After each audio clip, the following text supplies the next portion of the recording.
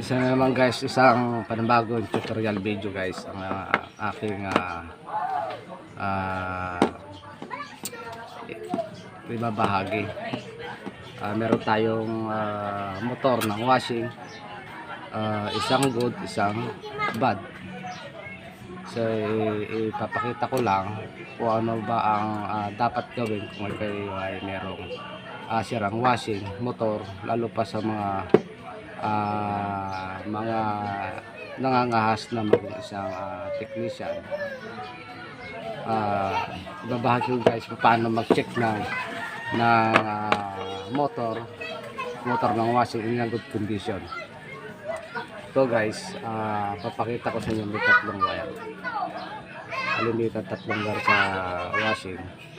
Papakita natin kung paano ba ang makikita kung good ang iyong motor o hindi.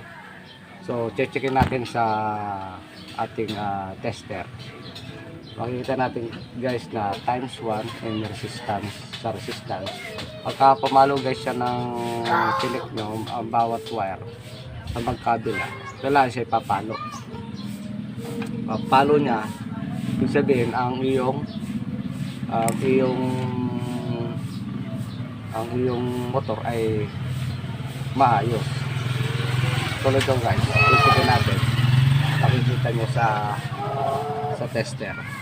Pag pumalo, ibig sabihin ayos ang iyong motor.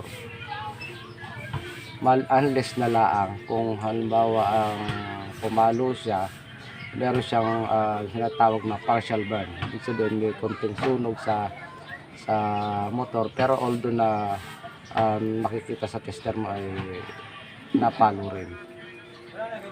Ito guys, papakita ko sa inyo. Yan guys, ibig sabihin pumapalo siya. Kung makikita nyo sa tester, yan guys, sa kabila din kailangan din pumalo. Kapag isa pa rin guys ay mabahagi ko na kapag nag-pull out kayo ng motor, wala kayong palatandaan kung saan nakakabit ang resistor saka kanyang common, yung AC niya. Kailangan checkin mo rin sa yung tester in resistance. Makikita nyo guys kung saan ba dapat sa tatlong wire ito nakakabit ang capacitor. Ito ang capacitor guys na sinasabi ko, starting capacitor. Makikita natin pagka check mo siya, kailangan ang capacitor sa dalawang paa ng capacitor, dalawang wire ng capacitor ay kailangan siya ay mataas ang resistance.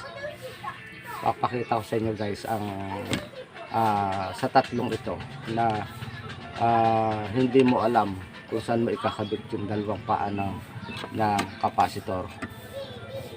Checkin natin sa resistance sa ating multi-tester. Makikita nyo guys, yan guys, mataas ang resistance niya, almost 200 ohms. Kapag ang makikita nyo, kapag nagkabaliktad naman at hindi nyo una-una dapat hanapin nyo muna agad yung pinakamataas ang resistance. Yun ang pinakakabitan talaga ng capacitor, starting capacitor. Pag chinik mo lang kasama isang common, isang paa ng isang wire ng capacitor ay medyo mababa ang resistance o palo lang siya ng 90 ohms. Kapag sa chinik nyo, kapag ma-check nyo, gusto nyo malaman nyo na kung saan dapat ilagay itong capacitor na ito, itong dalawang paa nito, dalawang wire na rin, ay checkin nyo ang wire nya. Kailangan mataas ang resistance siya. Yan, 200 ohms. Makikita nyo guys, 200 ohms. Yan.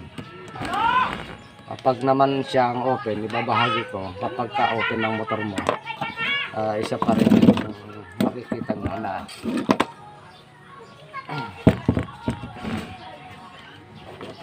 ito. Isa pa rin motor, pero siya in bad condition siya. Makita nyo na wala siyang resistance, hindi siya pumapalo. Yan guys, oh, hindi pumapalo kahit anong check mo ng resistance. Ibig sabihin, ang iyong motor ay